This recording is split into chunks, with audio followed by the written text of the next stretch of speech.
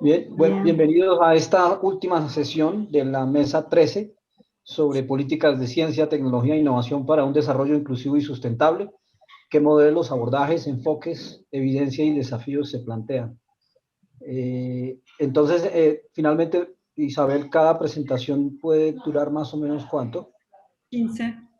15 minutos, perfecto. Entonces vamos a escuchar la primera presentación de Margarita Heinzen. bien. Adelante. Bueno, muchas gracias. Ya comparto pantalla y comienzo. Em, Consuelo, vos les avisas del tiempo, ¿no? bueno, nosotros vamos a presentar en conjunto con Isabel esta ponencia que se refiere al cambio institucional y la política de ciencia, tecnología e innovación en Uruguay, analizada a través de una herramienta de política universitaria en el marco de la reforma que se llevó a cabo en la Universidad de la República entre 2007 y 2014.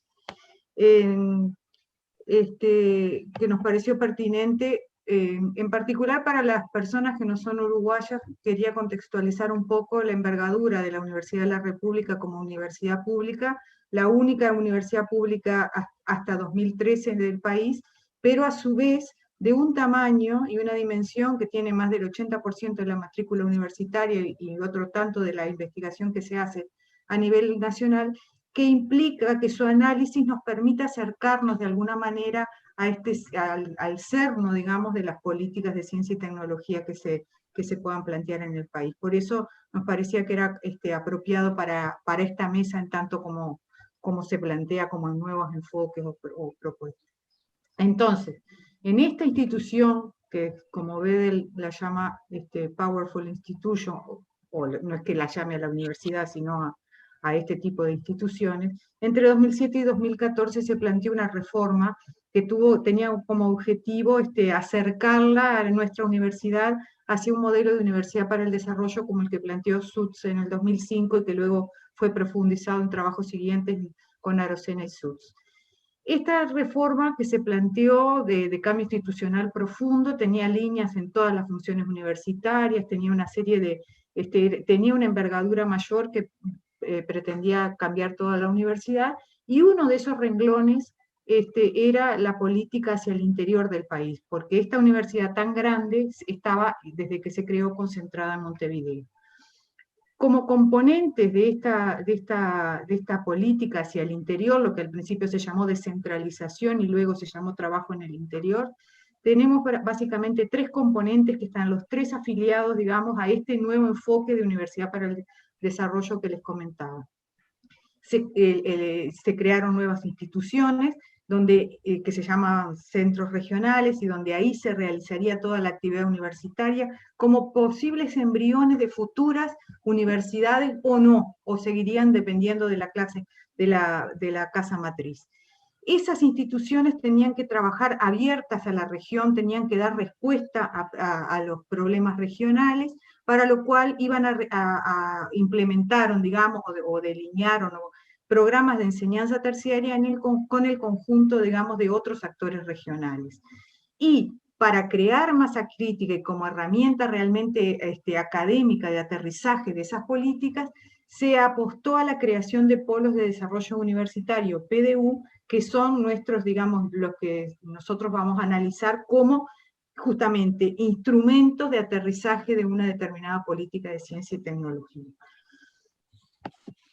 Desde el punto de vista teórico, nosotros nos apoyamos en el análisis de Clark respecto a las transformaciones de las instituciones de educación superior, pero lo adaptamos, digamos, o tomamos el enfoque de los investigadores argentinos, entre ellos Atairo, Camus y otros, en que ellos adaptan las categorías de Clark, digamos, pensadas para las universidades de países centrales, a nuestras universidades públicas latinoamericanas con mayor complejidad, dado el cogobierno y otras características como instituciones de educación superior. También tomamos los trabajos de March y Olsen y de Pearson, en tanto la dependencia de trayectorias que sufren las instituciones cuando se enfrentan a los cambios, o las posibilidades de cambio o no que plantean, como decía Marchi Joyce. Y luego tomamos como unidad de análisis, como decíamos, al grupo de investigación, que es un nivel meso, si se puede, por decir de una manera, que está entre el nivel institucional y el investigador individual. Y entendemos que este grupo de investigación es como el núcleo de, digamos, de esta puesta en terreno de una política, en tanto ahí donde se consume, digamos, las funciones que realizan efectivamente los docentes que se trasladan a vivir al interior, a esta sede que ahora les voy a explicar, y que aprenden su oficio, digamos, de científico básicamente, y definen las agendas que en definitiva van a ser las que van a determinar a qué está dedicándole su tiempo académico la institución en los territorios y a qué no. Entonces, desde el punto de vista, estas son el mapita de Uruguay, que están las 3 regiones donde se realizaron las reformas, la región este, noreste y litoral norte. Nosotros trabajamos con el litoral norte y el noreste, pero dentro de la región tomamos una sede por región y tomamos desde el punto de vista institucional, si se quieren, las que tenían aquellas categorías más diferentes. Salto era la única sede con existencia institucional importante, que tenía una normativa propia, tenía cierto nivel de cogobierno, si bien en el desarrollo de sus actividades Salto vendría a ser lo que los argentinos podrían llamar extensiones áulicas, es decir, tenían descentralización básicamente de la función de enseñanza y de tramos de carrera. Por otro lado, Tacuarembó surge a raíz de esta, como centro regional, surge a raíz de estas políticas. Solo había antes un centro de extensión, y entonces, como quien dice, es un territorio donde estaba todo por hacer, donde se podían ensayar estas propuestas de este nuevo modelo de universidad. Y se tomaron 2 PDU, intentamos que fueran del primer llamado, de forma de tener mayor trayectoria de su trabajo y mayor acumulación en términos de agenda, como para poder analizar, que fueron el PDU de Virología en Salto y el Instituto Superior de Estudios Forestales en Tacuarembó. Se trabajó con un estudio como estudio de caso incrustado en la sede institucional, entonces Virología en Salto y Forestales en Tacuarembó. El PDU de Virología en Salto, como propuesta, digamos, de creación de un núcleo de investigación, tuvo fortaleza desde el principio, como dice ahí la diapositiva, porque la propuesta fue escrita por el mismo investigador que estaba dispuesto a trasladarse y ya tenía un grupo que él sabía a quienes iba a llamar que lo acompañaran con la propuesta. Y tenía un fuerte respaldo, no solamente de su servicio, su facultad de origen, que era ciencia, sino del responsable del laboratorio del cual él iba a poner un laboratorio similar en Salto. Eso le da una fortaleza muy importante, más allá de las características de la disciplina que ellos desarrollan y de la facultad de ciencia, conocida, digamos, como una facultad de base pesada, digamos, utilizando la categoría de Clark. Desde el principio, por esta manera de surgir, los integrantes del polo operan como un grupo, se autoidentifican como pertenecientes al grupo, no solamente por lo disciplinar, sino también por la existencia de este liderazgo y desarrollo en importante sentido de pertenencia. El líder, a su vez, realmente hace operar el ámbito del PDU como un ámbito de aprendizaje, y se fijan modalidades y rutinas de trabajo que están muy claras, y a su vez mantiene fuerte relacionamiento con la academia, digamos, metropolitana, lo que facilita mucho el control cruzado, digamos, ¿no? de la calidad de lo que se hace. Básicamente el PDU organiza su actividad en torno a la investigación, si bien desarrolla docencia, pero tuvo la dificultad de que la propia sede, que ya estaba como muy estructurada en términos de sus opciones de docencia, los obliga, para cumplir con docencia, a crear opciones nuevas. Eso fue un proceso interesante que se planteó. En términos del análisis estrictamente de la agenda que se analizó a través de los CBU, y que son los currículum vitae de los investigadores que están colgados en línea, más allá de entrevistas en profundidad con ellos también, aparece claramente continuidad con las líneas del doctorado como una estrategia para no dejar de producir, porque ellos se trasladaron al interior y ahí empezaron a trabajar en montar un laboratorio. Entre tanto, siguieron produciendo, vinculando a sus líneas del doctorado y a los equipos del doctorado, tanto sea en Montevideo como en Brasil, que básicamente eran los dos núcleos donde ellos estuvieron trabajando. Pero a medida que pasan los primeros años, existe una preocupación por vincularse con las demandas del medio, y si uno analiza las publicaciones en el correr del tiempo, empiezan a aparecer otros actores, actores incluso extrauniversitarios, y muchos de otros polos que también van llegando y que empiezan a trabajar en conjunto. Es una producción de conocimientos alta, más o menos pareja en el periodo del tiempo analizado, y aparecen redes de colaboración muy interesantes, casi todas vinculadas con el tutor del doctorado. Perdón. Y nos parece que empiezan a aparecer trabajos con otros integrantes de otros polos, que la naturaleza básica de su disciplina, como es la virología molecular, facilita la interacción con otros grupos, incluso de campos académicos muy separados, como por ejemplo ciencia social.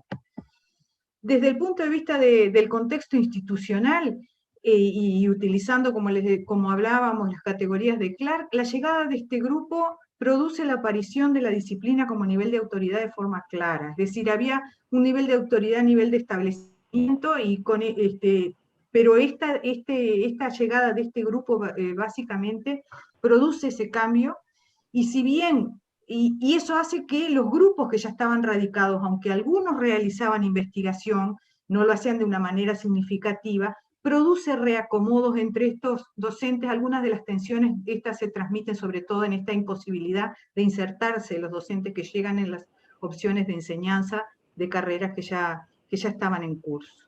Te quedan 5 minutos, Margarita. Ay, terrible. Y lo otro que produjo a nivel de la sede fue el cambio de concepción. O sea, la sede vivió esta reforma como una pérdida, en cierta medida, pérdida de competencia y cesión de derechos, porque ellos tenían el plan de ciudad universitaria y tuvieron que pasar a ser una sede más de una región con nodos.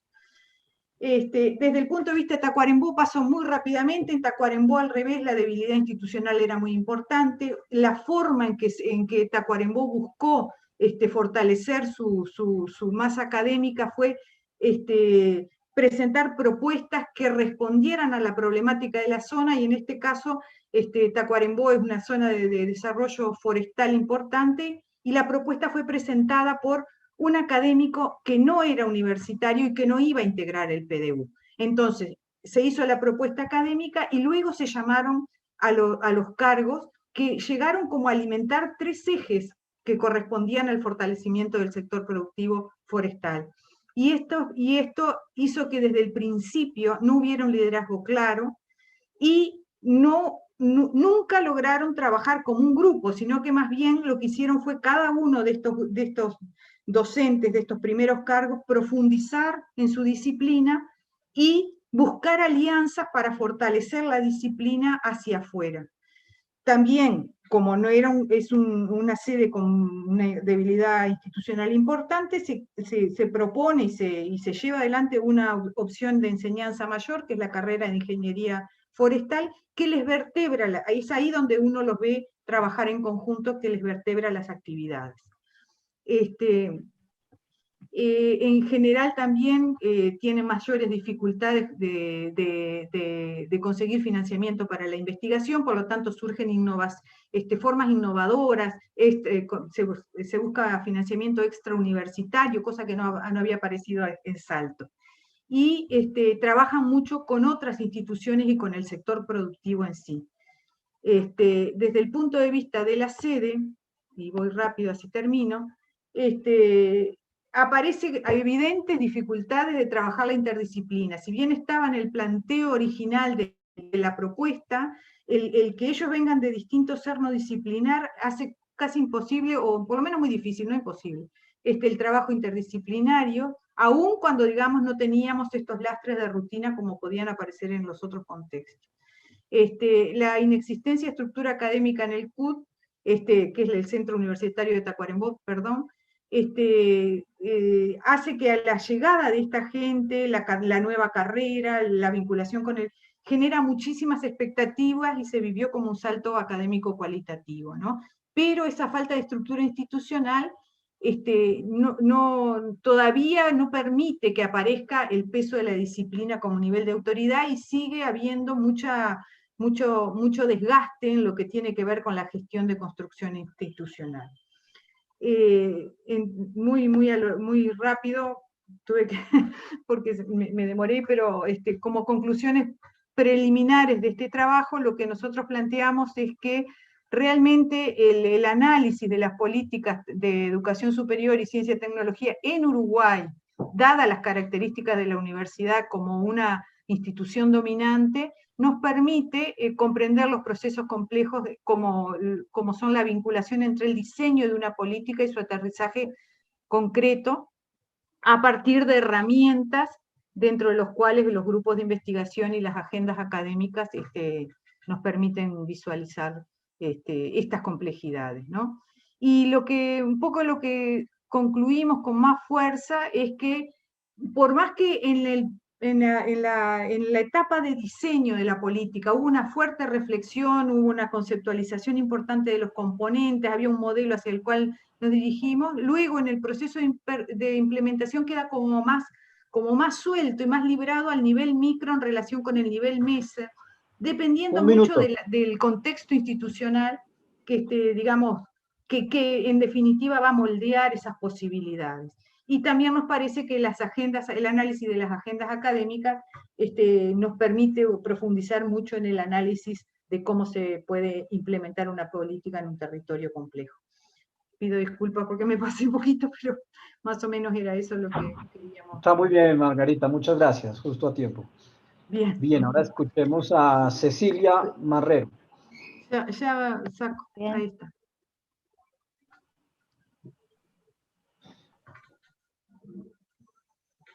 ¿Ahí están viendo todos?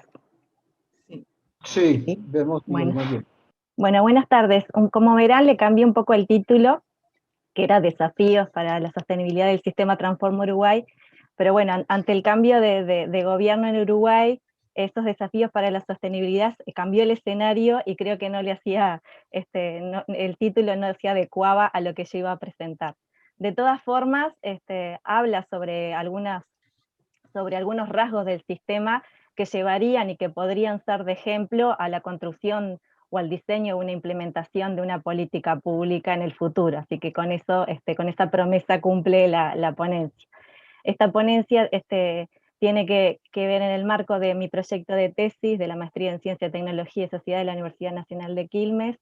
Y bueno, para los que no conocen, quizás no conocen este sistema, es un sistema nacional para la transformación productiva y competitividad, más comúnmente llamado Transforma Uruguay, que nació en el 2016 por ley 19.472 y que tenía como objetivo proponer al Poder Ejecutivo políticas tendientes a avanzar hacia un desarrollo productivo sostenible, fomentando la transformación productiva del país.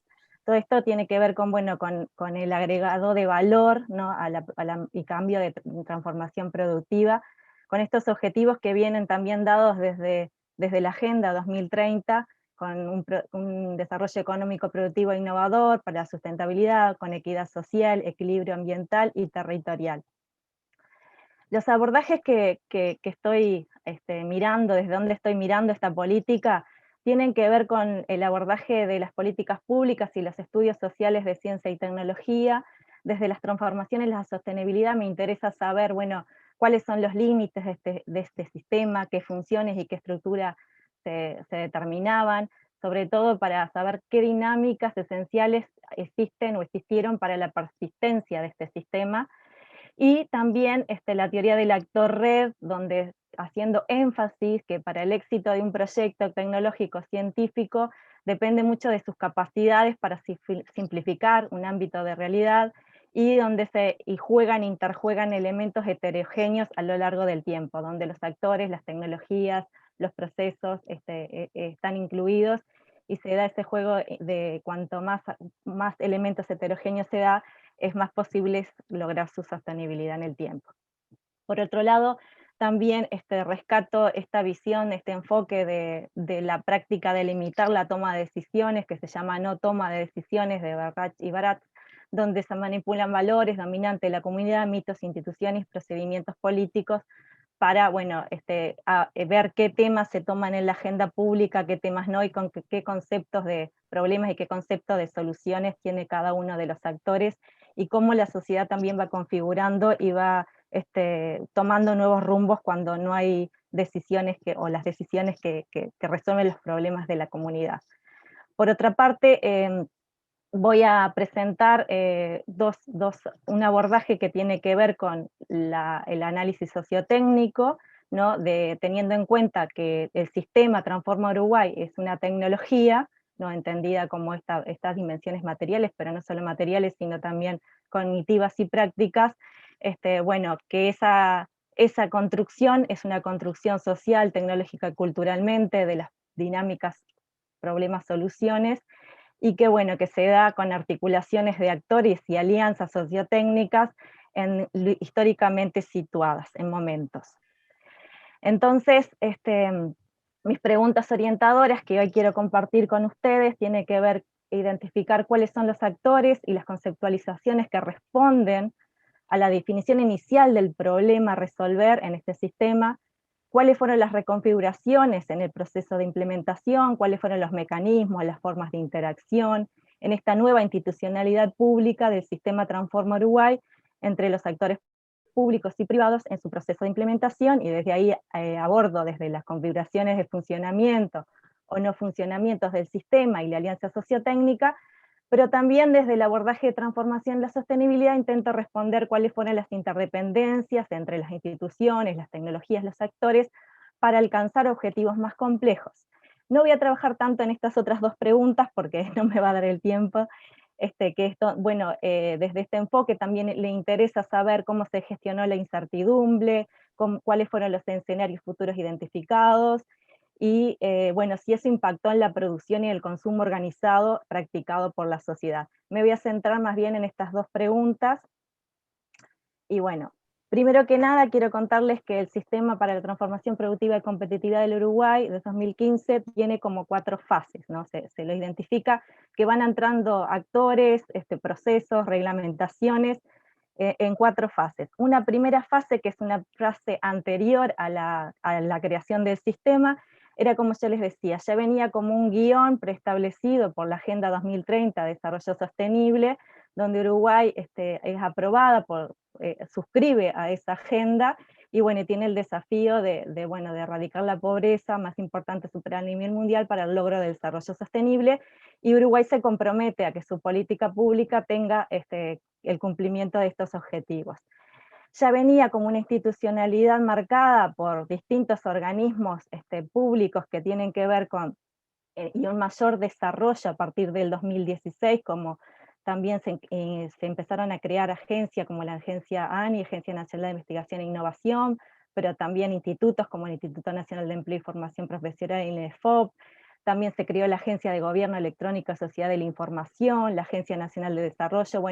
Se empezaron a crear distintos organismos que se fueron uniendo a otros que ya preexistían, y eso colaboró mucho a la construcción de este sistema para la transformación productiva.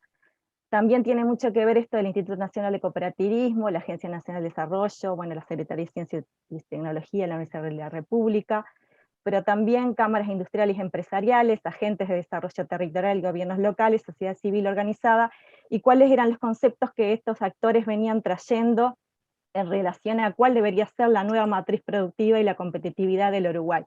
Y acá se van como configurando distintas alianzas sociotécnicas, para adelantarle un poco que desde por ejemplo, el plenario de trabajadores estaba muy alineado a las conceptualizaciones del gobierno, no tanto las cámaras industriales y empresariales, y tampoco las asociaciones rurales, y había como una debilidad también en la integración de los gobiernos locales en esas configuraciones de problemas, soluciones en relación a la creación de la Secretaría del Sistema.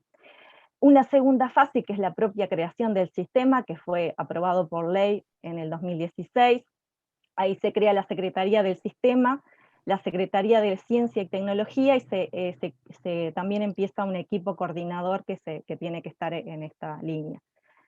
Hay unas modificaciones al gobierno de la Agencia Nacional de Investigación e Innovación, con un directorio de 3 miembros rentados, modificaciones a la Agencia Uruguay 21, que acá va a compartir lo que antes tenía como marca país, especialización en la promoción de exportaciones de bienes y servicios, delega como que queda la Agencia Nacional de Desarrollo la promoción y la coordinación de actividades de inversión que antes lo hacía el Uruguay 21.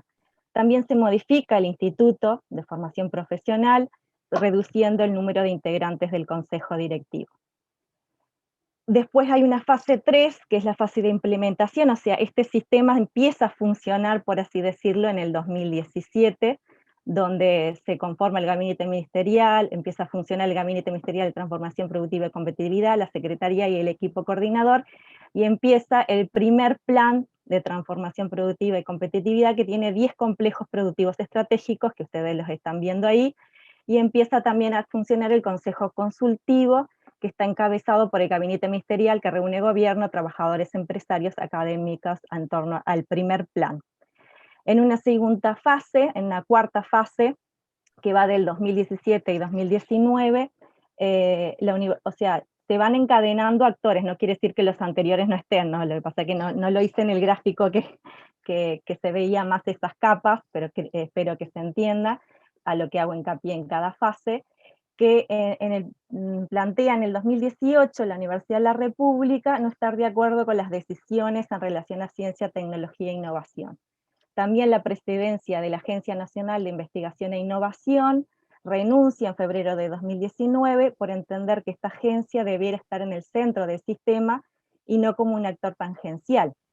En esta fase se presenta el segundo plan, que compone 2 grandes bloques, uno de proyectos transversales con 4 áreas definidas, que son capacitación, clima de negocios, innovación e internacionalización, y 9 hojas de ruta para el desarrollo competitivo de actividades prioritarias, que ustedes lo están viendo ahí, que no les quiero nombrar todos para hacer hincapié en otras partes. Y también este plan hace foco creciente en la innovación como pilar de la transformación productiva y la mejora de la competitividad. Y aquí empieza un nuevo guión, como le digo yo, que es la presentación de la Estrategia de Desarrollo 2050. Veníamos con un guión que era la Agenda 2030, y aquí a partir del 2019 se presenta esta Estrategia de Desarrollo 2050, pero bueno, es como que es el último año de donde se va desdibujando este sistema. Ahora lo que quiero pasar a contarles es un poco, bueno, cuáles fueron las configuraciones de funcionamiento y de no funcionamiento, aquellas cosas que los actores están como, tienen cierto consenso de qué cosas le daban sentido en las conceptualizaciones de problema-solución a este sistema y qué cosas no le daban tanto sentido. Entonces, desde este punto de vista, bueno, desde la Secretaría del Sistema se impulsaban convocatorias abiertas y de participación, incluso aquellos actores que no estaban explícitamente representados en la ley. También se hace énfasis muy positivo por muchos de los actores en los planes, en los proyectos que se ejecutaron, y sobre todo en su segunda versión. En la segunda versión del plan hay mayores consensos de que esas hojas de ruta fueron importantes, fue un aporte valioso de este sistema para articular acciones a corto o mediano plazo por actividad productiva. 5 minutos, Cecilia. Bueno, también existen acuerdos en el fortalecimiento de la institucionalidad del CTI en la definición de esta política.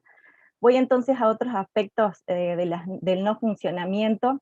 Del funcionamiento también es muy importante esto de la generación de nuevo conocimiento desde el sindicato de trabajadores, que dicen que, bueno, que este sistema le aportó investigar, tomar mejores decisiones, conectarse mejor con la Universidad de la República, y de la Cámara Empresarial se sintieron convocados y escuchados, pero que aún falta otros procesos, otros sectores incluirlo, y este aspecto de representar al sector tecnológico en las exportaciones, que también es un aspecto clave. De las no configuraciones, bueno, la Estrategia de Desarrollo 2050 es visualizado como un ensayo, pero no como un plan de desarrollo. Aún faltaba despliegue territorial del sistema en lo que son los gobiernos locales, etcétera, y también mayor relacionamiento con el sector privado. También aparecen diferentes formas de interpretar la gobernanza de este sistema. Para algunos bastaba con la presencia de la Agencia Nacional de Investigación y Desarrollo, para otros se intentó hacer una mesa chica pero no funcionó, y bueno, y como resultado interpretan que desde las cámaras empresariales e industriales que no fueron a la raíz del sistema de Transforma Uruguay, o sea que sus resultados, sino con determinadas acciones que ya venían trabajando con algunas agencias o ministerios, y bueno, y que en el caso de la digitalización de las pymes, que era algo que ellos necesitaban, y que ahora en pandemia hubiera sido clave, no se dieron los resultados esperados, y hablan también de la problema de temporalidad en la toma de decisiones. Bueno, hay otro capítulo también con el cooperativismo, pero acá no tengo el tiempo para avanzar.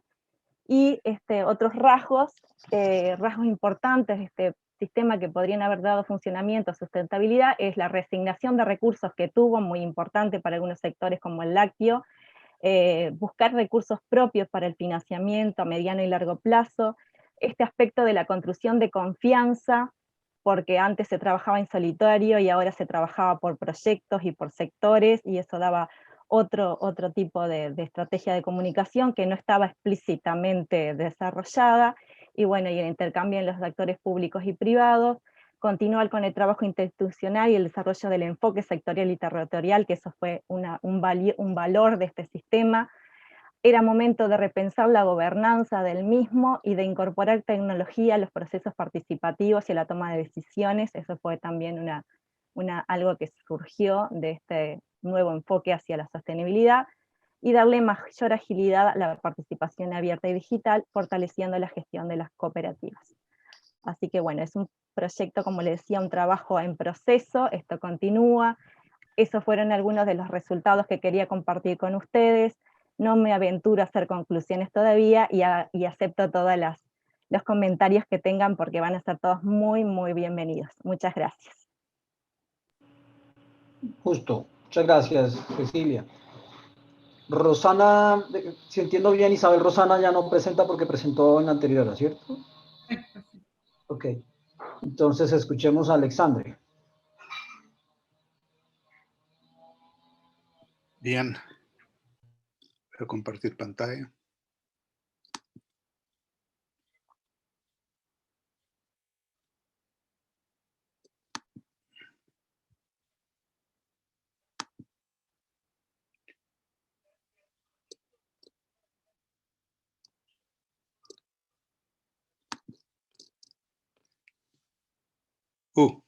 Está muy grande la pantalla. El formato. ¿Se ve bien? Se ve bien, A nosotros se ve bien.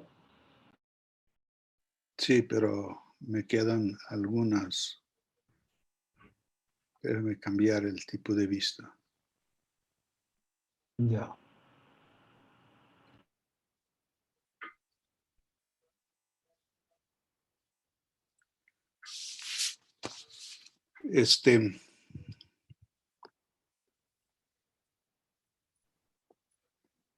Nosotros lo vemos súper, Alex. ¿Eh? Nosotros lo vemos muy bien. Bueno, ok. Entonces intento a ver si otras partes no están debajo de la imagen. Eso, esto mismo. Ok. Bueno, el trabajo que estoy presentando se llama la Estrategia Nacional contra la Obesidad y la Diabetes en México, obstáculos para el éxito de proyectos orientados por una misión. Es un trabajo conjunto y financiado por el BID. Es un trabajo que hicimos para el BID, utilizando, explorando el marco teórico de Matsukato para los proyectos orientados por una misión.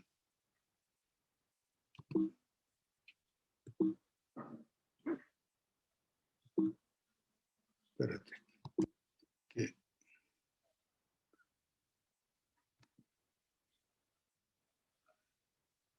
Ok. El problema. Hay un conjunto de grandes retos para alcanzar el desarrollo inclusivo y sostenible en América Latina. En América Latina y no solo. Se necesitan, para el planteo de Mazzucato es que se necesitan grandes proyectos orientados por una misión para poder enfrentar, para poder resolver esos grandes retos. Involucran a muchos actores esos proyectos, gobiernos, sector privado, otros actores interesados. El éxito de los grandes proyectos requiere el liderazgo del gobierno, o sea, por lo tanto, un proyecto liderado por el gobierno y en que participan un gran número de actores. Es necesario diseñar, implementar y monitorear un programa estratégico de política de CTI y otras políticas relacionadas. Sí, porque normalmente ese tipo de proyectos son impulsados por tecnologías existentes, pero muchas veces piden tecnologías nuevas, de ahí la necesidad de impulsar políticas CTI. Existen restricciones en las capacidades institucionales de muchos países que dificultan el éxito de esos proyectos. El objetivo es analizar los obstáculos institucionales a la implementación de los Mission Oriented Projects en México. Bueno, aquí están los créditos al BID. Continuamos. La política CTI orientada por misión, el enfoque. El enfoque de esas políticas nos lo dice Mariana Mazzucato de la siguiente forma. Enfoque orientado a una misión es desarrollar, implementar y monitorear un programa estratégico de política de innovación que se basa en la fortaleza del sistema de innovación para superar las debilidades del país y enfrentar sus desafíos. Por lo tanto, destaca la necesidad de enfrentar los desafíos apoyándose en la fortaleza del Sistema Nacional de Innovación.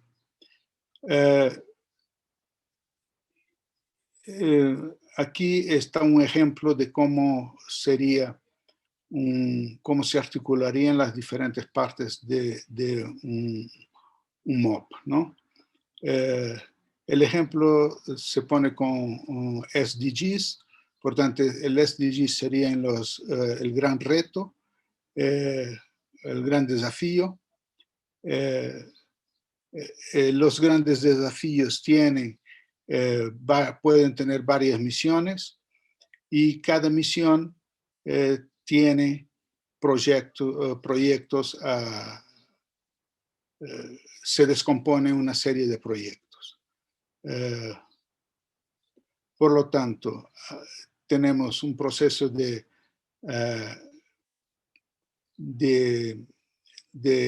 establecer los grandes goles, los grandes objetivos, y eso se hace con por la sociedad civil engajada en el proceso de definición de ese proyecto. Las misiones deben ser claras y en lo posible medibles, y los proyectos normalmente armados bottom-up. Hay una serie de capacidades importantes para el desarrollo de ese tipo de proyectos: capacidad técnica administrativa, capacidad del Estado, capacidad de CTI, capacidad de producción, capacidad de mercado y capacidad política. El diseño de la investigación es un caso, por lo tanto, para atacar esa, hicimos dos casos de estudio. El primer caso es un proyecto MOP diseñado e implementado en el país, o sea, son 2 casos implementados en el país. Unidad de análisis, el proceso de diseño e implementación del MOP. Y las fuentes principales de evidencia son entrevistas semiestructuradas con preguntas abiertas, cerradas y focalizadas, y documentación sobre esos proyectos. Los casos analizados son la Estrategia Nacional para la Prevención y Control del Sobrepeso, la Obesidad y la Diabetes, y la política federal, que es una política federal orientada por una misión de índole societal. O sea, uno de los problemas que tuvimos fue justamente encontrar un proyecto que se pudiera estudiar, que pudiera tener las características de un proyecto orientado por una misión. Digamos que normalmente los proyectos orientados por una misión no son frecuentes en los países en desarrollo. Y el otro proyecto es la de convertir a Monterrey, que es una ciudad del norte de México, una ciudad industrial, en una ciudad internacional del conocimiento. Que implica, por lo tanto, clústeres estratégicos, problemas regional de índole económico, con metas, impacto implícito en lo social. El primer caso, el reto, alta prevalencia, el reto es la alta prevalencia de la obesidad y la diabetes en México. Efectivamente, el diabetes mellitus 2 es la segunda causa de muerte en México, con altos costos económicos y sociales. 9.2% de la población adulta padece la enfermedad, pero se estima que hay un % muy similar de enfermos que aún no han sido diagnosticados. La diabetes mellitus 2 es ahora con el COVID constituyó una comorbilidad causante de decenas de miles de fallecimientos. Evolución de las políticas. En México el tema de la diabetes ha sido siempre, por lo menos en las últimas los últimos 3 sexenios, ha sido una constante en la política de salud.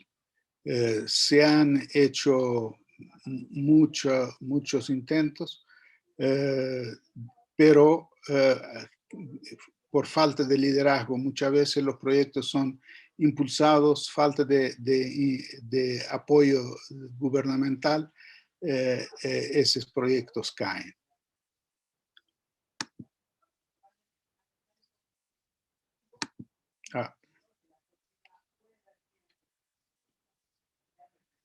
Bueno, ¿qué aprendimos de los casos? No. Bueno, una primera cosa es que existen capacidades científicas, técnicas, productivas y de mercado para enfrentar los proyectos, pero otra cosa importante es que las capacidades no son homogéneas a nivel federal y a nivel estatal para enfrentar los proyectos. Por ejemplo, a nivel federal, la capacidad del Estado es relativamente baja para negociar con los participantes. Hay más consenso, más fácil establecer consensos a nivel de las ciudades, a nivel local. Las capacidades de política estatal son altas, de negociación política, a pesar de la dificultad de establecer consensos. Se encuentra, por lo tanto, una dispareja distribución de capacidades. 5 minutos, Alexandre, por favor. Ok. La evidencia sugiere, existen capacidades científico-técnicas de innovación y productivas para las misiones que se plantean. Hay restricciones institucionales. En espacios locales es más fácil construir consensos.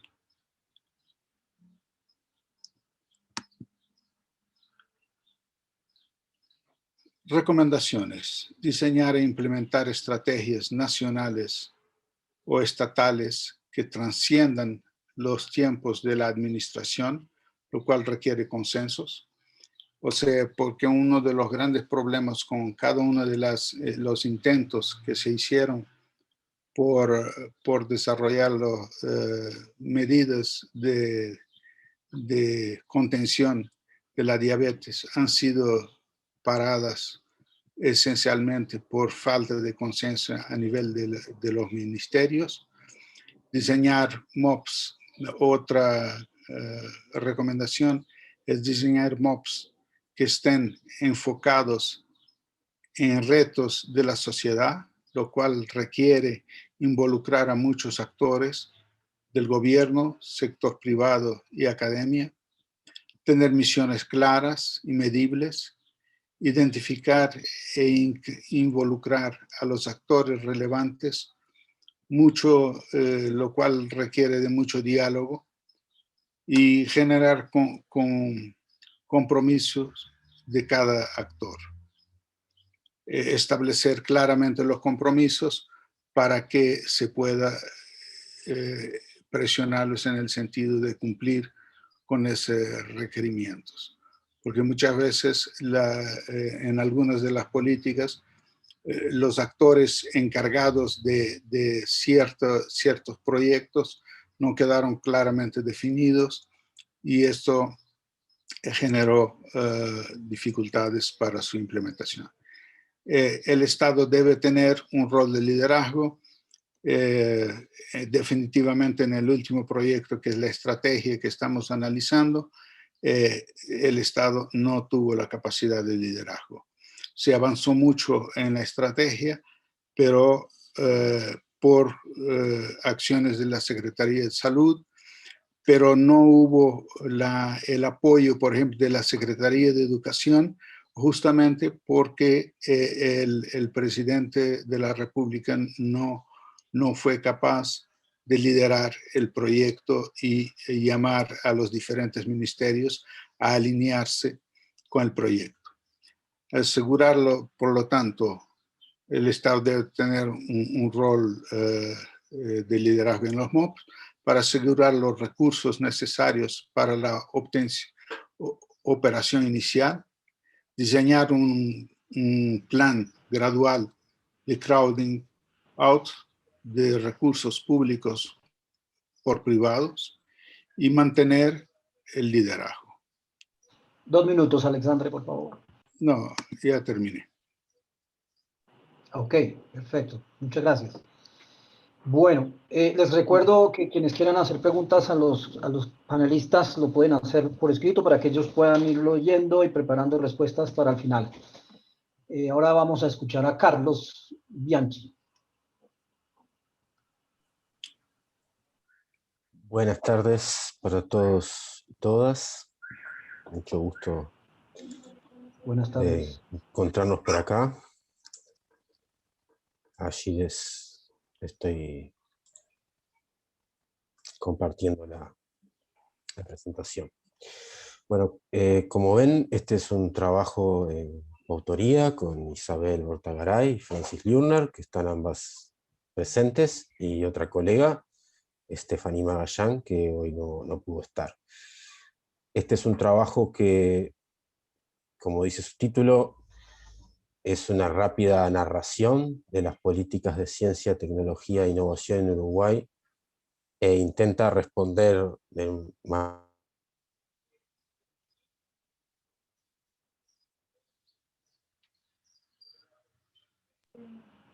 Carlos, ¿se te fue la voz?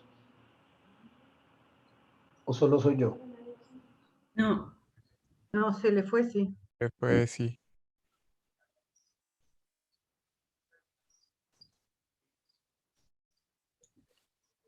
se desconectó. Ahora regresa.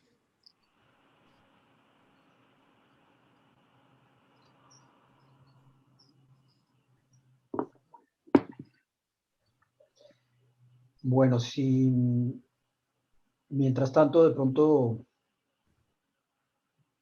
se fue.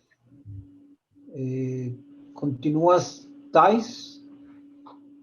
Thais, no No está presente. aquí. Ok. No. Entonces, mientras vuelve Sigue Carlos, Camilo. sigue Camilo Caballero. Mm. Hola, buenas tardes. Ahí está Carlos. Ahí está Volvió Carlos. Carlos. Ok. Ahí volvió. Ah, ok.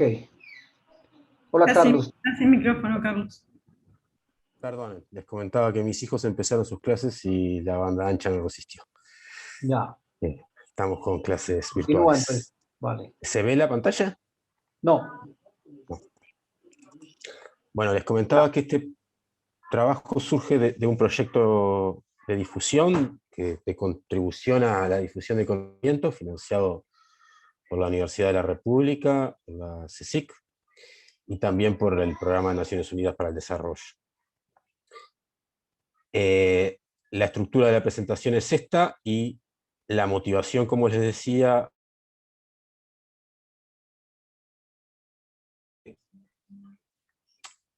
consistió en una propuesta para la elaboración de este sitio web, al que les invito a visitar. Es www.pcti.uy, con Y o Y latina, Y, perdón, y que propusimos en este proyecto relevar lo que definimos como instrumentos de política de ciencia, tecnología e innovación en sentido amplio, de acuerdo a la definición de colegas de esta red, de Giuseppe Casiolato y Elena Lastres, y llegamos a recolectar información sobre 294 instrumentos identificados de más de 30 organizaciones que lo implementan, y en esta web se presenta un buscador donde se intenta proponer, la acabamos de lanzar hace menos de un mes, el objetivo es que sea de fácil navegación y que permita a público no experto, principalmente docentes de enseñanza media, periodistas científicos, acceder a definiciones de los fundamentos de las políticas, a las características de estos instrumentos aplicados, y en los casos en que existe información de evaluación, a las evaluaciones que existen de estos instrumentos. Esta es la excusa que da lugar a este artículo que les presentamos hoy, y que básicamente, como les decía, intenta responder a la pregunta de si asistimos a un truncamiento de un esfuerzo institucional que tuvo características experimentales, e intenta responderla a partir de lo que nos dicen estos instrumentos. El punto de partida es la metáfora que emplea Francisco Sagasti en su libro de 2005 para referirse a las políticas de ciencia, tecnología e innovación en América Latina, que dice: Sagasti padecen de la maldición de Sísifo, aquel humano que fue condenado por los dioses griegos a arrastrar una piedra enorme hasta la cima de una colina durante toda una jornada para verla caer al final del día y tener que volver a subirla cada día de su vida. Parecería que esta maldición y esta recurrencia de un evento de fenómenos de destrucción de capacidades o de desacumulación de aprendizajes es un riesgo que que está presente hoy en la política de ciencia, tecnología e innovación de Uruguay. Y para eso proponemos una mirada desde los instrumentos implementados, donde surgen algunos problemas que podrían llevarnos a temer esta maldición. Uno es en la literatura de Policy Mix, que seguramente muchos o todos aquí la conocen, nos plantea los desafíos de articulación. Nos plantea que en momentos de expansión de la política, como fueron las últimas décadas en Uruguay, la creación de manera experimental, es decir, sin una hoja de ruta extremadamente precisa, como planteaba Alex en su presentación recién, puede llevar a problemas de articulación y por ende a problemas de eficacia de los instrumentos, que eventualmente además pueden hacerlos perder legitimidad. A partir de eso, bueno, como nosotros, como les comentaba, nosotros hicimos un relevamiento de instrumentos que fue simplemente un relevamiento informado. Isabel y yo trabajamos hace muchos años en política de ciencia, tecnología e innovación en Uruguay. Integramos el CONICET cuando empezaba este proyecto, si no me engaño. Isa todavía lo integra. No fue una contribución de descubrimiento, sino más de sistematización de información disponible. Y para eso sí, y esto lo hizo Francis aquí presente, probablemente uno de los mejores aportes fue mapear la evidencia asociada a estos instrumentos con diferentes niveles. Y una pregunta muy simple que nos proponemos poner en común con ustedes es hasta qué punto, tratando de salir de la idea de políticas basadas en la evidencia, relajar un poco esa idea hacia una idea más bien de políticas informadas en la evidencia, hasta qué punto la construcción de esta evidencia sobre los resultados o impactos de estas políticas pueden contribuir a una discusión racional que evite caer nuevamente en la maldición de Sísifo. Hay además un riesgo especial para Uruguay en esta maldición de Sísifo, y es que venimos de los 15 años o 12 años captados en este proyecto de mayor construcción institucional y presupuesto dedicado a las políticas de ciencia, tecnología e innovación en la historia del país. Quizás sea discutible si algo similar ocurrió a comienzos del siglo XX, pero es de consenso que sería un cambio cualitativo en las políticas de CTI, tanto en su legitimidad política como en la construcción de capacidades, en el sentido también que planteaba Alex. Y si bien el presupuesto que dedica Uruguay a estas actividades es muy, muy escaso, aún en términos regionales, también tuvo un crecimiento sostenido.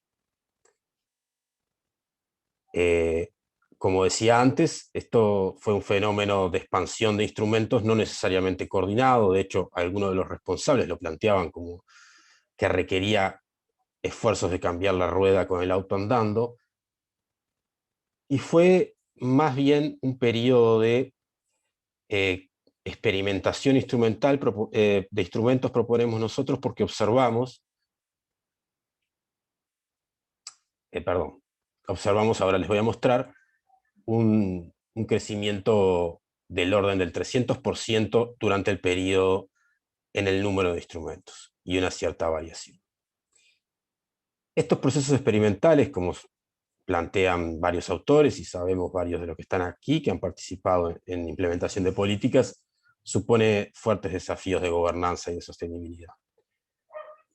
Como ejemplo, y muy rápido, Uruguay transformó su estructura, disculpen que se escuchan los perros de los vecinos probablemente, transformó su estructura institucional para políticas de ciencia, tecnología e innovación en este periodo, ampliando los actores con un rol crítico, como planteaba Margarita de Laudelar, pero también con la creación de nuevas agencias, siguiendo un modelo muy extendido en América Latina, en la creación de agencias capaces de actuar en derecho privado, con mayores eficiencias en sus modelos de gestión, llegando a un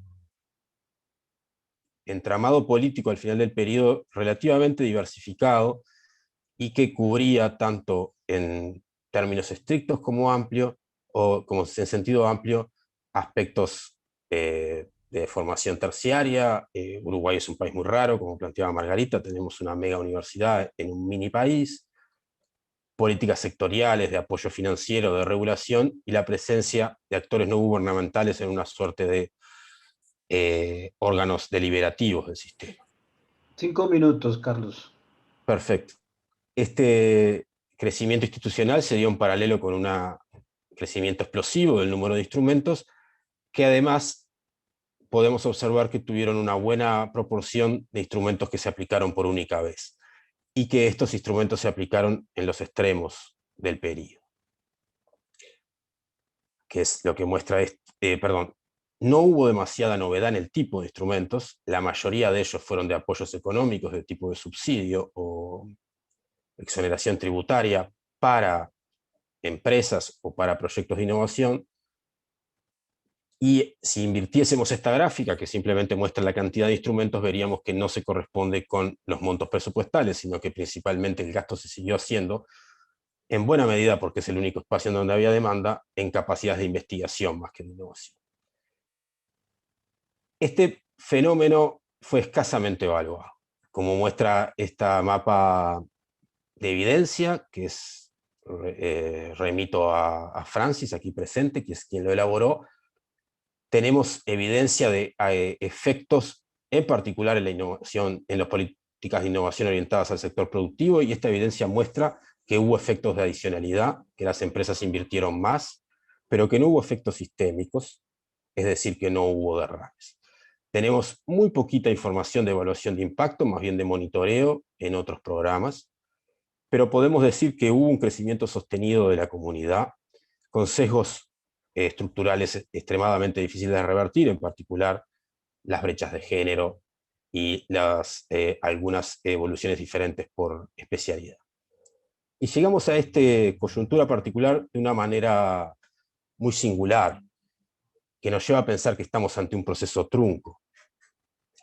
Asistimos a un fenómeno que creo que es común a la región y quizás a buena parte del globo, que es que la CTI ha llegado a la TV, perdónenme el anacronismo, yo sé que la TV es una cosa del siglo XX, pero ha llegado a las redes sociales y demás.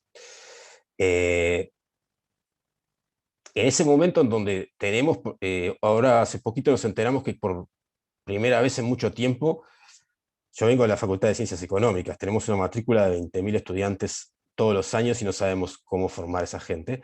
Este año por primera vez creció la matrícula de la Facultad de Ciencias. Estamos muy contentos con eso.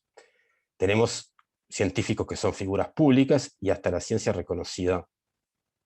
Aquello de, mi hijo, ¿tú qué estás haciendo? Parece que todos lo sabemos. Pero en ese mismo momento se recorta la construcción institucional, se recorta el presupuesto,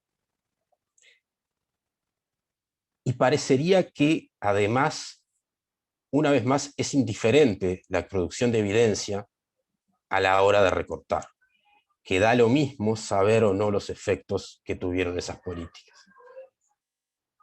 Desde luego no tenemos mucho más para decir que esto, que nuestra preocupación en dos sentidos, como ciudadanos de Uruguay, por el recorte y por caer nuevamente en la maldición, y como investigadores en el tema, porque esto interpela buena parte de nuestra producción, que es al final del día, si se justifica en el sentido de que proponemos ideas o conocimiento válido para construir mejores políticas, nos falta evidentemente cierto eslabón en esto, que es que ese conocimiento sea válido para terceros, que alguien más lo reconozca como válido y por ende pueda contribuir a la discusión en alguna medida. Muchísimas gracias. Ok, perfecto. Justo. Gracias, Carlos. Ahora escuchemos por último a Camilo.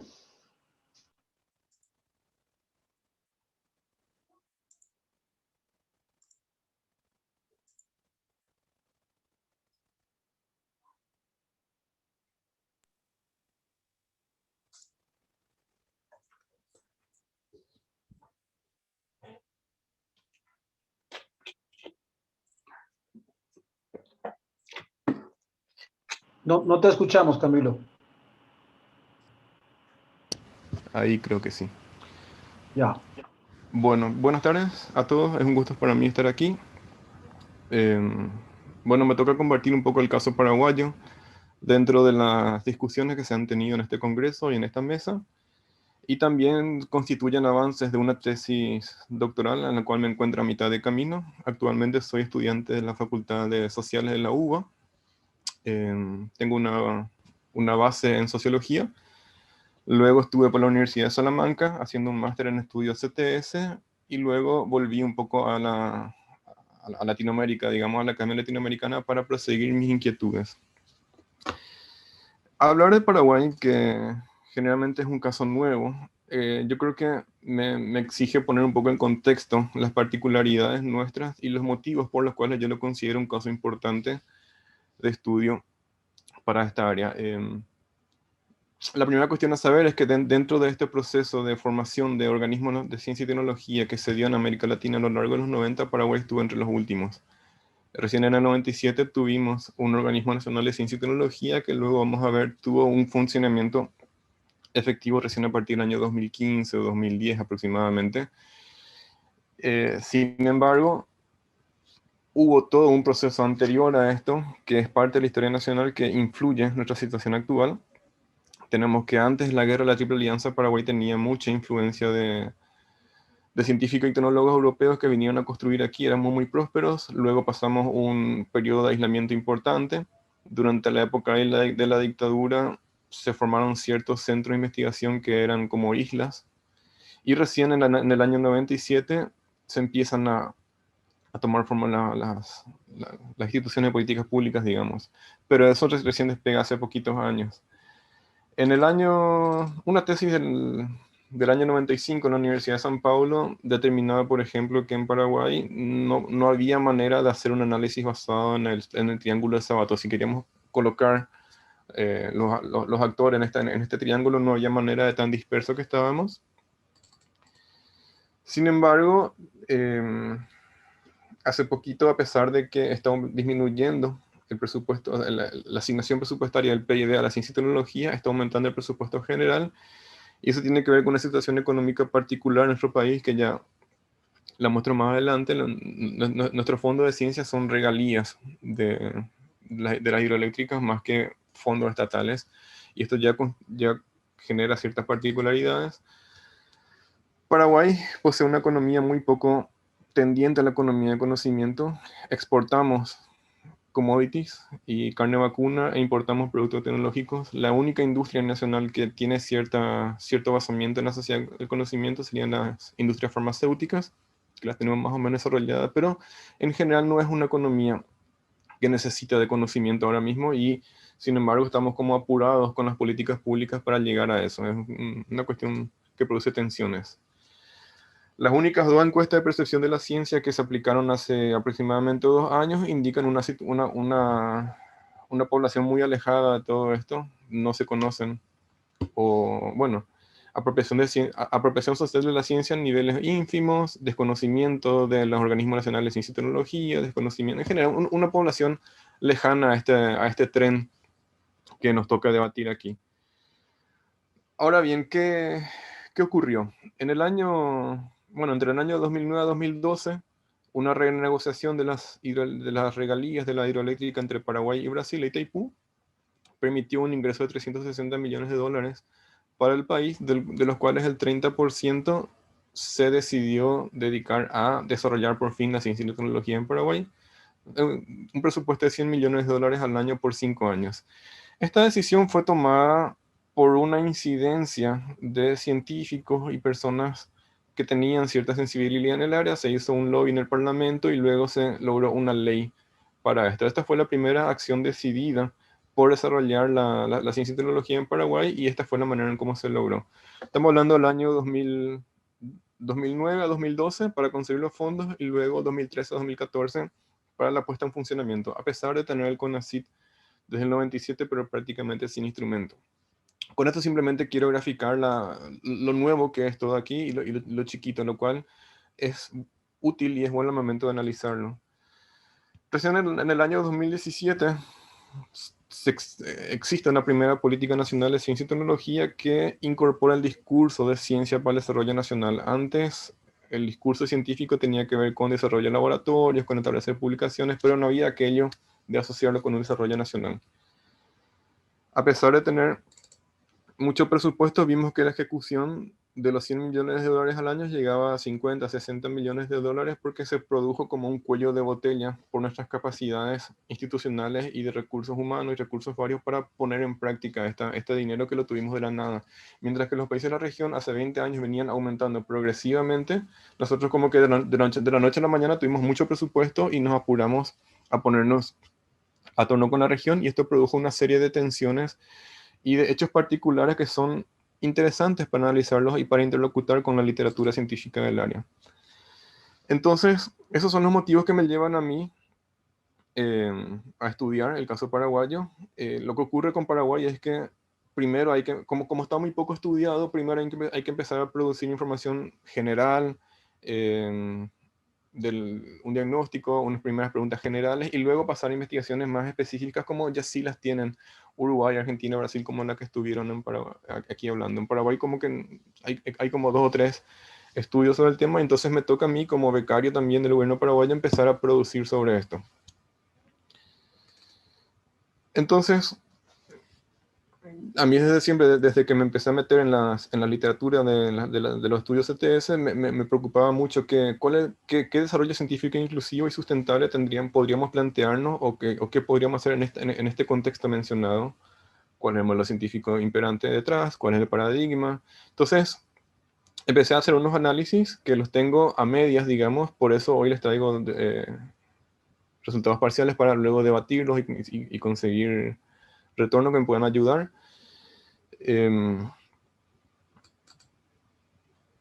Entonces, bueno, la variable dependiente serían los resultados o las dinámicas institucionales, y las independientes serían marcadas por los actores que están inmersos en este sistema de ciencia y tecnología.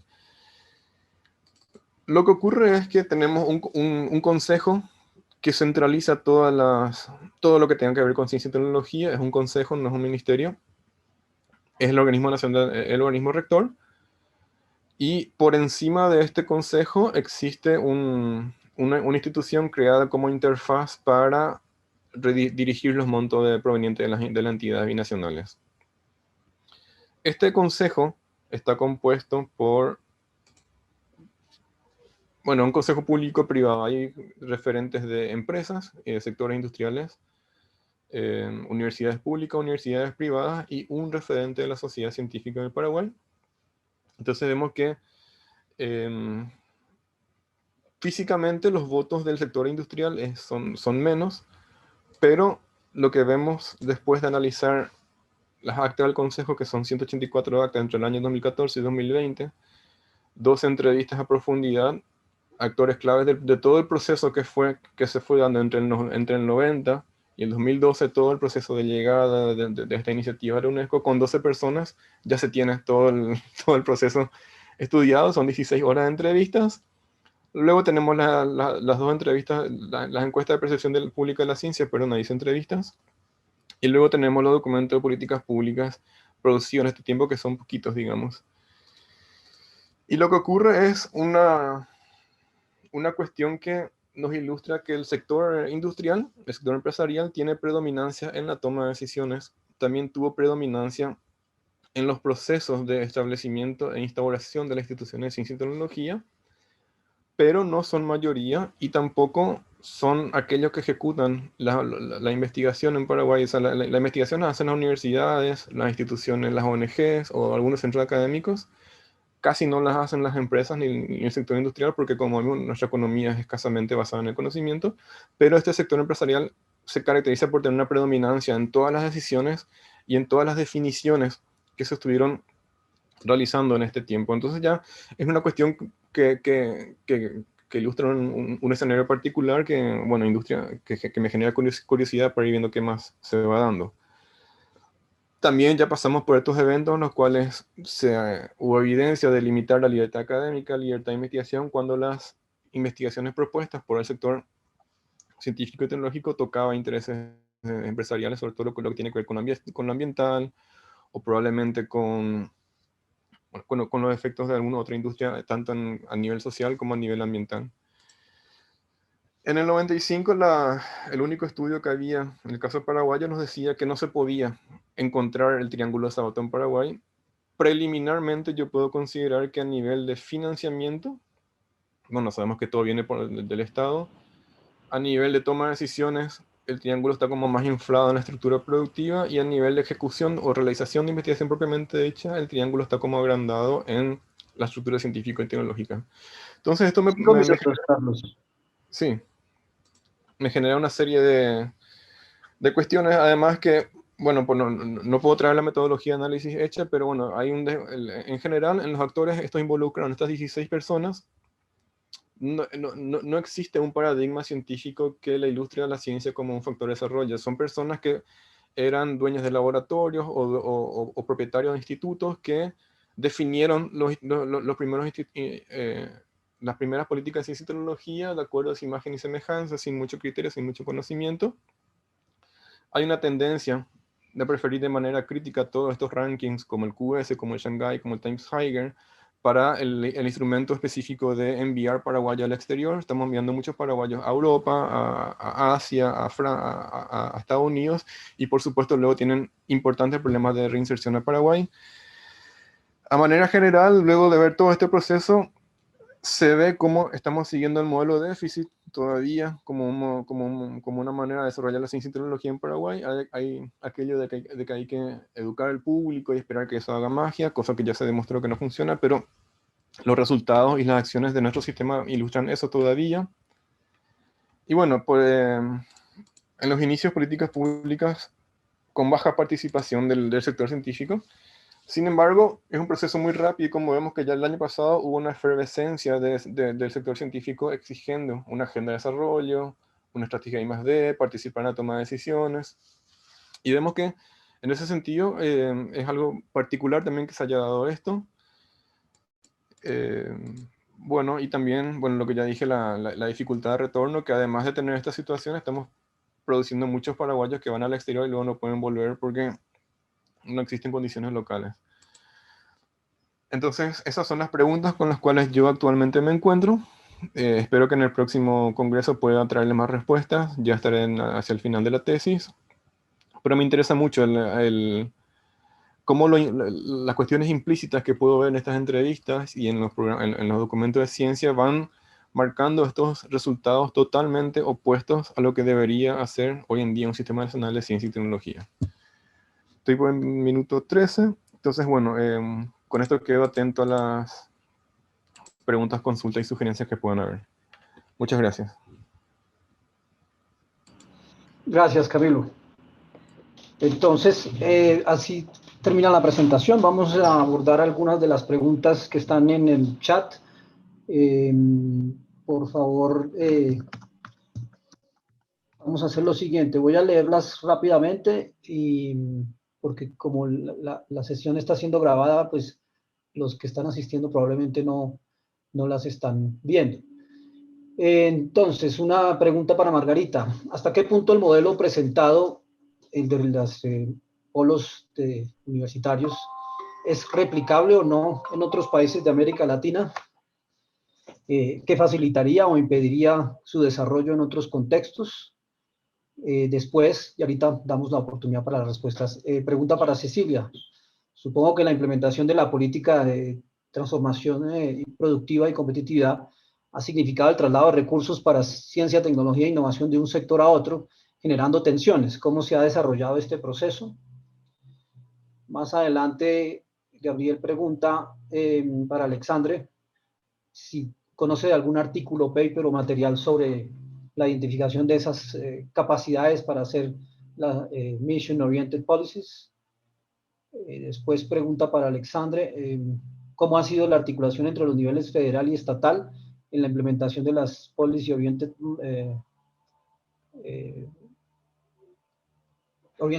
Mission Oriented Policies?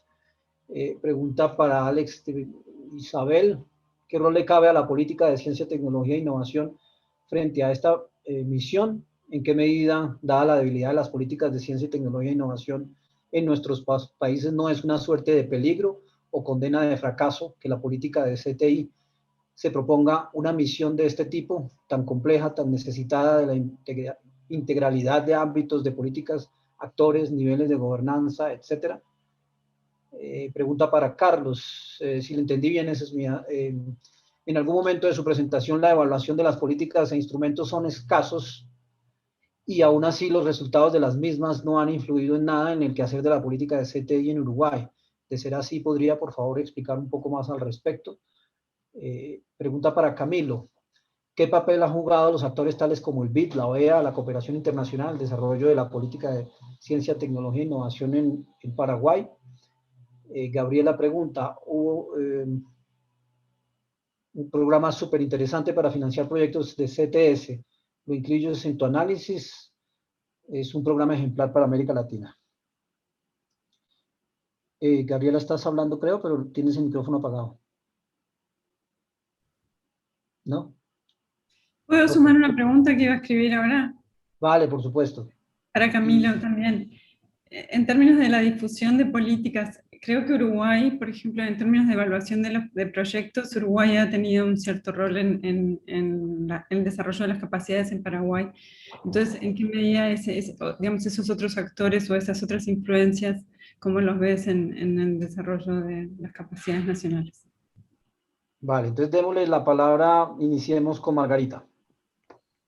Sí, respecto a si es replicable, yo creo que es replicable, capaz que diría que no me atrevería a decir que sí. A mí me parece que el modelo de Universidad para el Desarrollo es un modelo muy interesante como para poner al día un modelo que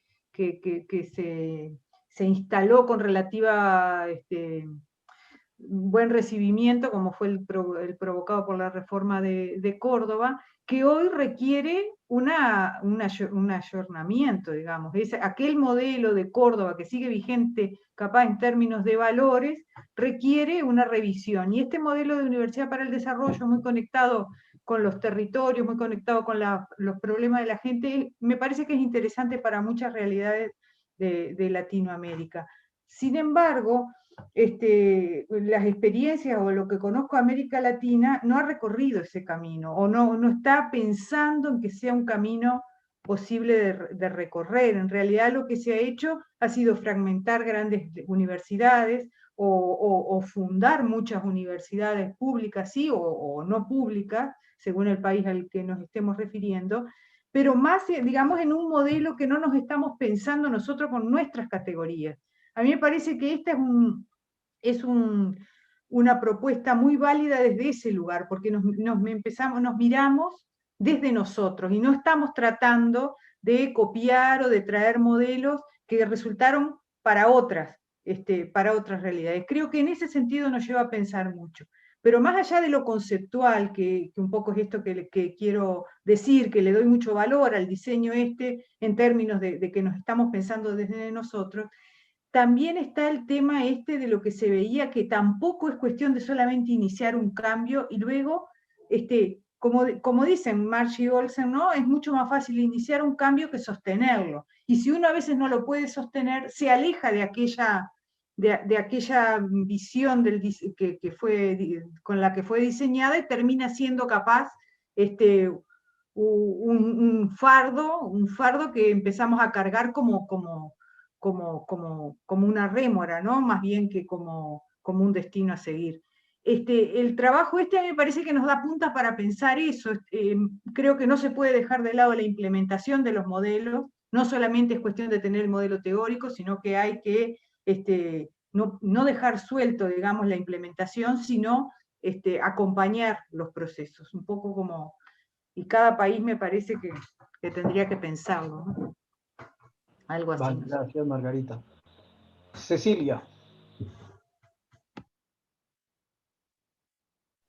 Gracias, Gonzalo, por esa pregunta. Como lo decía, si bien falta todavía trabajo en este proceso de nuevas entrevistas, se considera que, bueno, que no llegó a resolverse o a tener desarrollo en todos los sectores, sino en algunos, y un tema de temporalidad de la toma de decisiones, pero sí desde el punto de vista de los ministerios y de las agencias y las instituciones, lo que transmitían era que en realidad se evitaron conflictos.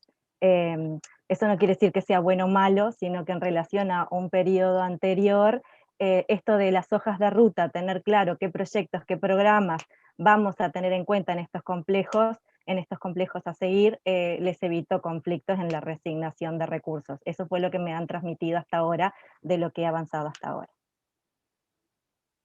Muchas gracias por la pregunta. Cecilia. Alexandre, tienes 2 o 3 preguntas.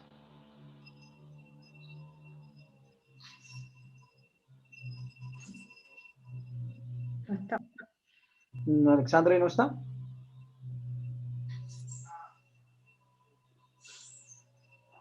Bueno, continuemos entonces con Carlos. Ya está. No, ahí viene Alexandre. No tenía prendido su micrófono. No tenía prendido el micrófono. Ok. Digo que son 3 preguntas, voy a dejar 2 para Gabriela. Y voy a contestar principalmente la última, que es si no es un riesgo esas políticas mission oriented, políticas para América Latina. Yo más que un riesgo lo veo como una gran oportunidad. O sea, esas políticas realmente lo que buscan hacer es apoyar el desarrollo científico y tecnológico del Sistema Nacional de Innovación para que pueda enfrentar los retos, porque los retos son, piden políticas, piden recursos existentes, pero también piden recursos no existentes. O sea, muchas veces tienes que desarrollar, por ejemplo, las capacidades en ingeniería. Por ejemplo, 15 horas. Si estás con problemas de capacidad en ingeniería, una idea, ¿no? Podría ser lanzar un proyecto tipo una presa que te obliga a desarrollar esas capacidades más allá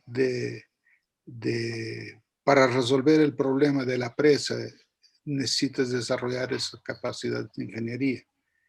Y entonces esas capacidades de ingeniería te llevan a la necesidad de otras capacidades y posiblemente la presa, como una obra compleja, exige una serie de otras capacidades que no tienes. Y si hay liderazgo, si hay el apoyo estatal, etcétera, etcétera, puedes ir desarrollando esas capacidades de una forma sistemática. Las otras se las dejo a Gaby. Ok, tomo rapidito. Lo de los puse ahí 2 artículos de Pena, uno con Mazzucato y otro de Pena solo, porque su tesis doctoral fue sobre el tema de las capacidades que presentó Alexandre, de los 6 tipos de capacidades que se requiere articular, y entonces ahí puse la referencia, que de hecho la tenemos en nuestro trabajo también, es la referencia a eso, ¿no? Está en el chat. Y sobre el punto de la articulación de los niveles federal y estatal, digo, claro que hay que articular, o sea, si se hace un planteo de un proyecto que requiere tiempo y que requiere usar todas las capacidades existentes para una misión concreta, sí se requiere articular los niveles federal y estatal. En el caso nuestro, en los 2 casos que nosotros estudiamos, uno fue solamente local, pero en un estado muy desarrollado de México, que es el estado de Nuevo León.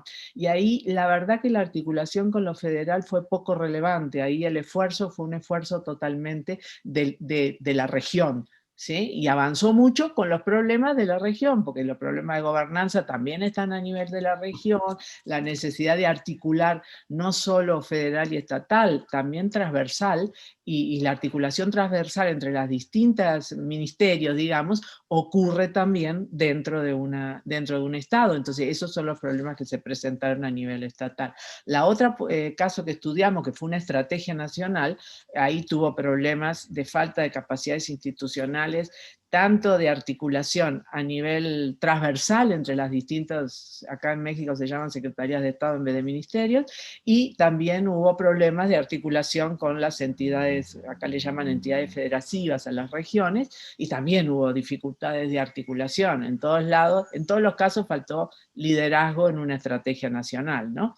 Entonces los problemas se presentan a distintos niveles. Y tampoco yo pensaría que en un país solo podés tener una estrategia basada en misiones y se acabó. Nosotros tenemos problemas también de construir capacidades que tenemos débiles, capacidades de CTI, capacidades productivas en algunos sectores. Entonces digo, la política tiene que ser una política que articule algunos proyectos que empujen hacia adelante y otros que sean proyectos de ir construyendo todo el tejido que hay que construir, no solo para esas misiones, ¿no? Pero bueno, en fin, da para discutir mucho este tema de las misiones. Muchas gracias por la atención. Vale, gracias Gabriela y Alexandre. Ahora, Carlos. Muchas gracias, Gonzalo, y muchas gracias por la pregunta. Realmente te la agradezco de verdad porque me doy cuenta que hay un problema lógico en el argumento que esta pregunta lo devela, y no sé si lo voy a poder desanudar ahora. Gonzalo pregunta, si yo logro esquematizar tu pregunta, es, bueno, pero tú me dices que casi no tenían evidencia, pero igual después me cuentas que nadie le prestó la menor atención a la que tenían. Entonces, en definitiva, no te preocupes por crear tanta evidencia.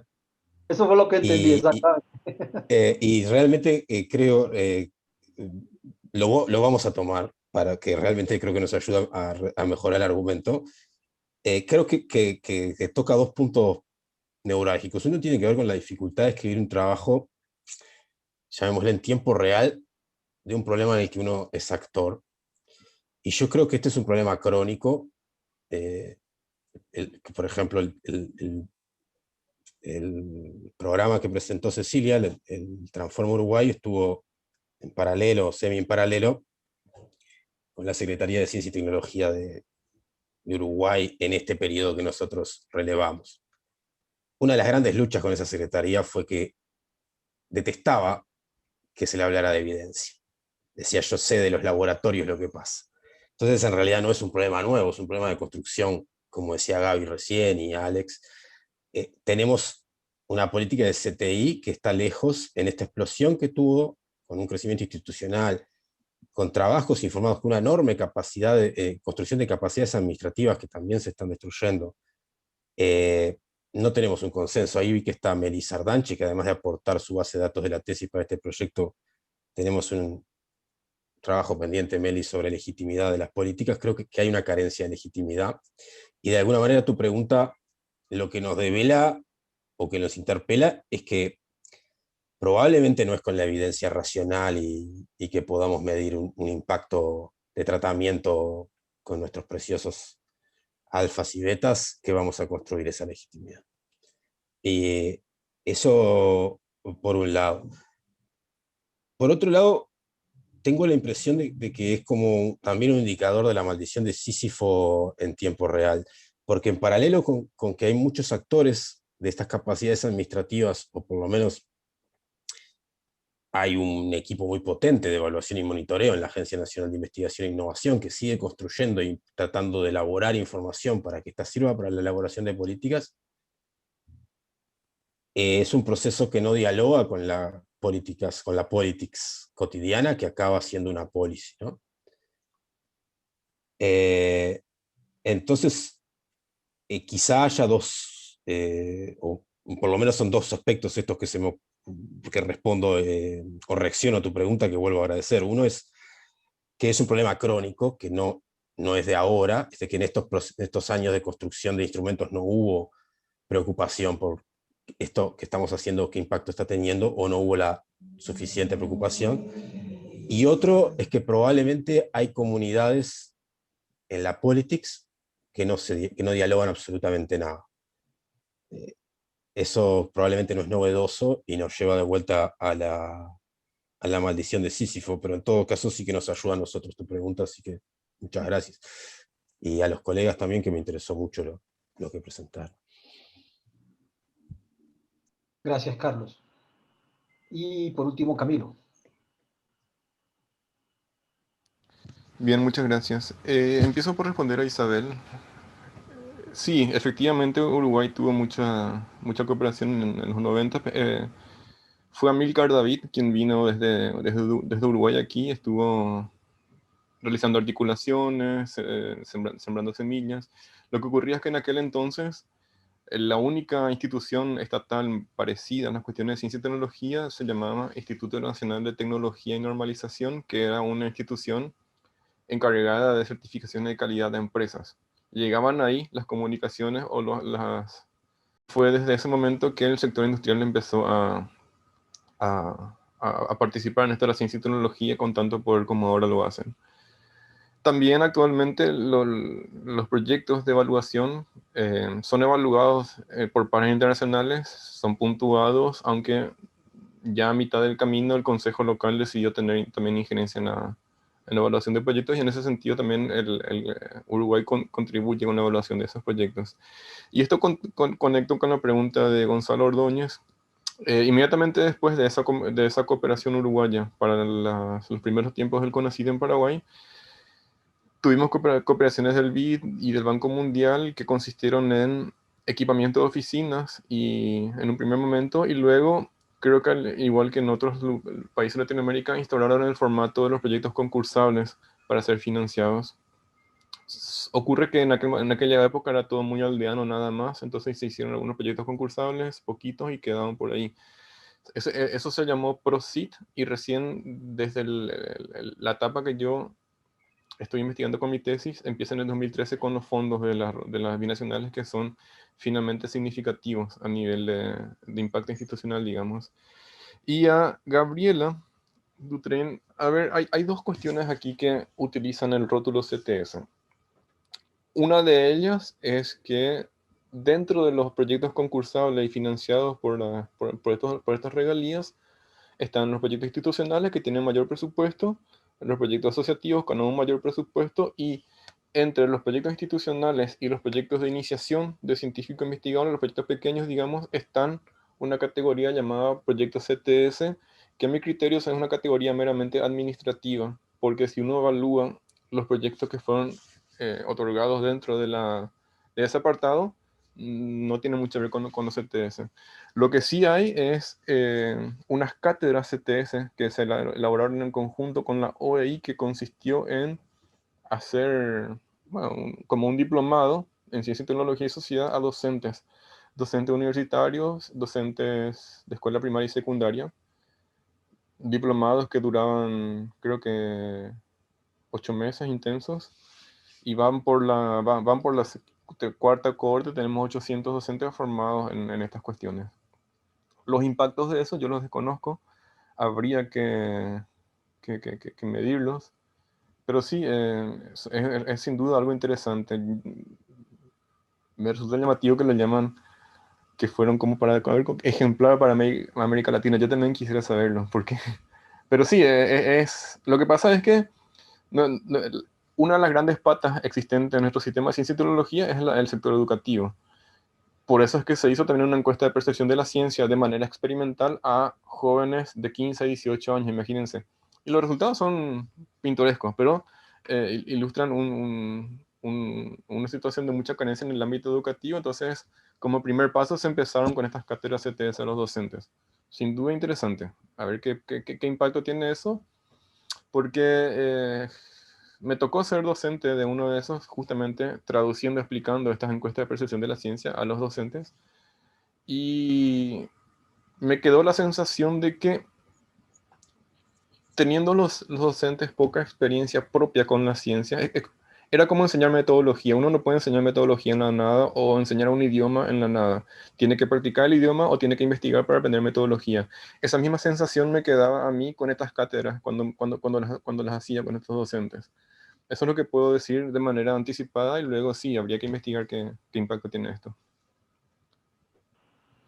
Vale, gracias, Camilo. No sé si hay alguien más que quisiera, así sea entre panelistas, preguntarse o complementar algunas de las preguntas. Sí, yo nada más para complementarle a Camilo. Alexandra y a mí nos tocó ser evaluadores de esa convocatoria de CTS que hicieron, que le hicieron los de la OEI, la dirigía aquel Castaño, ¿no? ¿Cómo que se llama? No me acuerdo cómo se llama, un español, ¿no?